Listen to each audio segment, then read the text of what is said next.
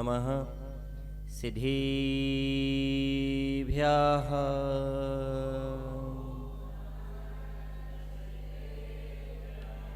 ॐ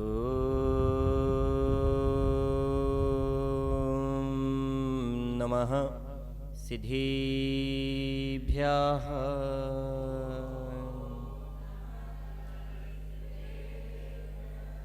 राजीमतिं या प्रविहाय मोक्षे स्थितिं चकारा पुनरागमाय सर्वेषु जीवेषु दया दधान तं नेमिनाथं प्रणमामि भक्त्या। नमो अरहन्ताणं नमो सिद्धाणं नमो आयर्याणं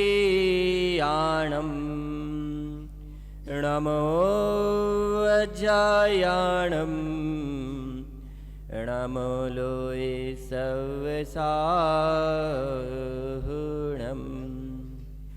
अनंतानंत परम सिद्ध भगवान की, आदिम तीर्थे श्री 1008 श्री आदिनाथ भगवान की, 1008 श्री नेमिनाथ भगवान की, अंतिम तीर्थे श्री वर्तमान शासन की 1008 श्री वर्धमान स्वामी की, आचार्य भगवान कुंद कुंद स्वामी की, वात्सल दिवाकर आचार्य विमल सागर जी मामनी राज की, आचार्य विद्यासागर जी मामनी राज की, गणाचार्य श्री विराग सागर जी मामनी राज की, अध्यात्म योगी चर्या शिवनी गुरुवर आचार्य विशुद्ध सागर जी मामनी राज की, मुनिषि अनुपम सागर जी दी 3 कमना कोटि मामनी राजों की, द्वादशांग जिनवाणी माता की, परम पूज्य मुनि श्री यतीन्द्र सागर जी महाराज की, समस्त मुनि संघ की जयकारा गुरुदेव का।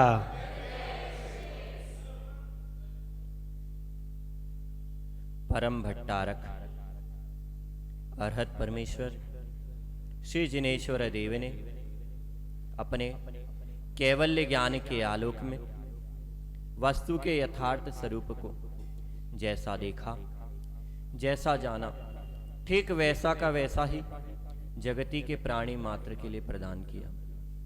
वस्तु के वस्तुत्व को उद्घाटित करने वाला अनेकांतमय स्याद्वाद शासन नमोस्तु शासन जयवंत हो, जयवंत हो वीतराग श्रवण संस्कृति, जयवंत हो माँ वागीश्वरी।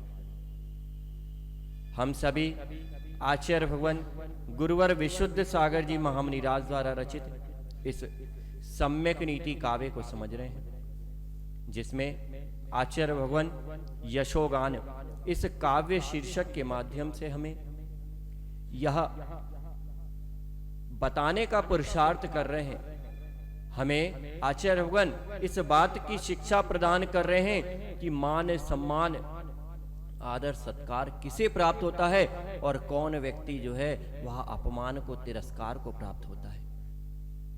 हम समझ रहे थे, आचार्य भगवान ने हमें समझाया इसमें कि अहो हंसात्मन गुण संपन्न विनयशील बलवान धनिक अनुशासित पुण्यात्मा लोक में सर्वत्र प्राप्त करते सम्मान बहुमान आदर सत्कार पुरस्कार।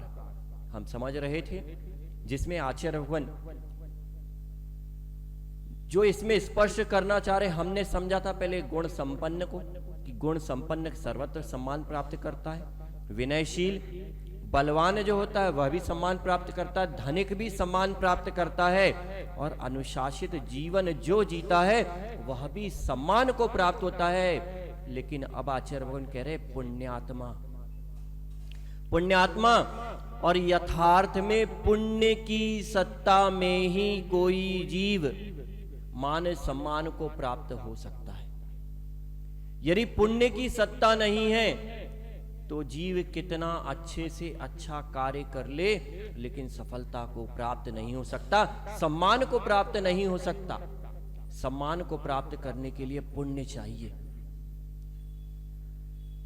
जिस जीव के पास पुण्य है, अमरचंद जी, जो जीव पुण्यशाली है, शिखर चंद जी, जो जीव पुण्यशाली है वह जीव, उस जीव को यदि आप अकेले जंगल में नंगा भी खड़ा कर दो, नग्न खड़ा कर दो, तब भी वहां पे भी उसे पहचान के, जान पहचान के उसका सम्मान करने वाले मिल जाएंगे। ये उसके पुण्य की सत्ता है। लेकिन एक व्यक्ति राजा की वेशभूषा में भी खड़ा हो, लेकिन तब भी जंगल में कोई सम्मान कर दे, कोई जरूरी नहीं है, क्योंकि पुण्य की सत्ता होगी तभी जीव सम्मान प्राप्त कर पाएगा। क्योंकि सम्मान कब प्राप्त होगा? सम्मान प्राप्त करने के लिए यदि आवश्यकता है किसी चीज की, तो वह है यशा कीर्ति नाम कर्म का उदय। और यशा कीर्ति नाम कर्म का उदय बिना पुण्य के नहीं मिलता। पुण्यशाली जीव ही यशा कीर्ति नाम कर्म को प्राप्त कर पाता है। वरना आज कितने लोग पुरुषार्थ करते दिखाई दे रहे हैं, कितने लोग पुरुषार्थ करते दिखाई दे रहे। एक माँ है, एक माँ उन्हीं मसालों से, एक माँ उन्हीं मसालों से भोजन बना रही है, भोजन में स्वाद भर रही है। और एक दूसरी माँ है, वो भी भोजन बना रही है। लेकिन क्या हो रहा है कि एक के पास पुण्य की सत्ता है तो उसका सब जगह नाम चल रहा है, देखो कितना बढ़िया भोजन बनाती है। लेकिन दूसरी वाली, उसकी प्रशंसा क्यों नहीं हो रही? क्योंकि उसके पास पुण्य की सत्ता नहीं है। बनाते तो एक सा है, एक सा है, लेकिन उसके बाद भी भिन्नता कहां आ गई? भेद किस वस्तु ने खड़ा कर दिया? तो भेद यदि किसी ने खड़ा किया है तो वह वस्तु है पुण्य। और आज मनुष्य दौड़ किसके लिए रहा है? मनुष्य दौड़ लगा रहा है, अंधी दौड़ चल रही है। मात्र किस चीज के लिए अंधी दौड़ चल रही है? मात्र धन कमाने के लिए व्यक्ति दौड़ा चला जा रहा है।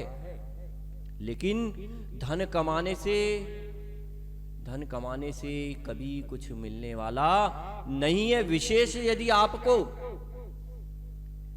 यदि आपको पुण्य का अर्जन करना है तो पुण्य का अर्जन करे बिना आप, क्योंकि आपको प्रशंसा चाहिए ना, आप सम्मान पाना चाहते हो, तो सम्मान कब मिलेगा? जब आपके पास पुण्य होगा। और पुण्य यदि आपको मिलेगा तो जब आप सच्चे देव शास्त्र गुरु की भक्ति करोगे तब पुण्य मिलेगा।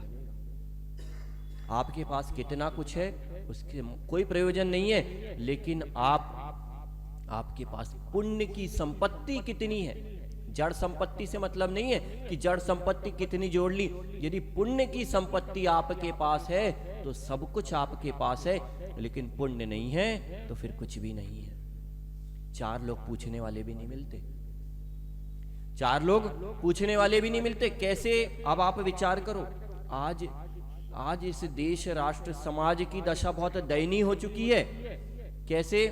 कि एक समय हुआ करता था कि जब साधुओं के दर्शन करने के लिए लोग तरसते थे कि कैसे हमें साधुओं के दर्शन हो जाए। लेकिन आज क्या हुआ, कई नगरों की स्थिति बन चुकी है कि साधु को नगर में प्रवेश नहीं कराते, बोले बाईपास से निकल जाओ, बाईपास से निकल जाओ आप, हमारे यहाँ व्यवस्था नहीं है। अथवा और कुछ कह दिया, सूतक पातक लगाए, कुछ बहाना बना के, या धर्मशाला खाली नहीं है, कुछ बहाना बना के निकाल दिया बाहर की बाहर। क्या है ये? उन जीवों का नियम से मान के चलना, पाप कर्म का उदय चल रहा है उन जीवों का भी। और कहीं ना कहीं जिस साधु के साथ ये हुआ है व्यवहार, उस साधु का भी तत्संबंधी पाप कर्म का उदय चल रहा था। क्यों? मुद्रा तो उसके पास भी थी, दिगंबर वेश उसने भी धारण कर रखा था। दूसरे मुनिराज, एक मुनिराज आए तो उसका सम्मान करने, अगवानी करने कोई नहीं पहुंचा, लेकिन पीछे से दूसरे मुनिराज आ गए तो पूरी की पूरी समाज जुट गई। ये खेल किस वस्तु का हो गया? किस वस्तु ने खेल कर दिया? यहां क्यों अंतर आ गया? क्या अंतर आ गया? दोनों के पास भेष था, दोनों 28 मूल गुण का पालन कर रहे थे। क्या भिन्नता थी? कुछ नहीं थी। लेकिन एक जीव अपने साथ पुण्य कर्म की, यशा कीर्ति नाम कर्म की सत्ता को लेकर आया है, तो हर कोई उस व्यक्ति के पास दौड़ दौड़ के जा रहा है, उसकी अगवानी कर रहे हैं लोग, अघा नहीं रहे अगवानी करने में। लेकिन दूसरा जीव जो है उसके पास कोई नहीं पहुंच पा रहा। तो ये अंतर कुछ आया तो अंतर मात्र आया, तो पुण्य कर्म की सत्ता के कारण आया। इसलिए आचार्य भगवान कह रहे पुण्यात्मा जीव का सम्मान होता है। इसलिए यदि आपको अपने जीवन में अर्जन करना है कुछ, तो पुरुषार्थ जड़ धन संपत्ति को इकट्ठा करने का मत करो। आप जड़ धन संपत्ति को इकट्ठा करने का पुरुषार्थ मत करो। यदि आपको कुछ करना ही है, पुरुषार्थ ही करना है, तो अपने लिए पुण्य की संपत्ति जोड़ो। पुण्य की संपत्ति तुम्हारे पास होगी तो तुम्हारे लिए जगत की कोई भी वस्तु जो है वह कठिन नहीं है। हर वस्तु तुम्हें सुलभता से प्राप्त हो जाएगी, हर वस्तु सुलभता से प्राप्त हो जाएगी। ये मुनिराज हैं, ये मुनिराज हैं। अब विचार करना, जिन अष्ट द्रव्य से आप इन देवादि देव की पूजा करते हो, उन्हीं अष्ट द्रव्य से आप इन मुनिराजों की भी पूजा करते हो, इन मुनिराजों की पूजा करते हो। फिर क्या हुआ, यहां पे आपको यही देखना है कि ये जो जीव है, इन्होंने अपने जीवन में उसी संयम को धारण किया है जिस संयम के कारण देवादि देव बना जाता है। और उस संयम को धारण करने में मूलभूत कोई सहायक वस्तु बनी तो वह था जीव का पुण्य कर्म। बिना चारित्र मुनि कर्म के उपशमन के मुनि पर्याय, मुनि दीक्षा नहीं धारण की जा सकती। पुण्य चाहिए और बिना पुण्य के मनुष्य पर्याय मिलती नहीं, मुनि दीक्षा मिलती नहीं। और मुनि दीक्षा मिलने के बाद पूजन भी हो पा रही है। नवदा भक्ति कर रहे हैं श्रावक, पड़गाहन हो रहा है घर घर।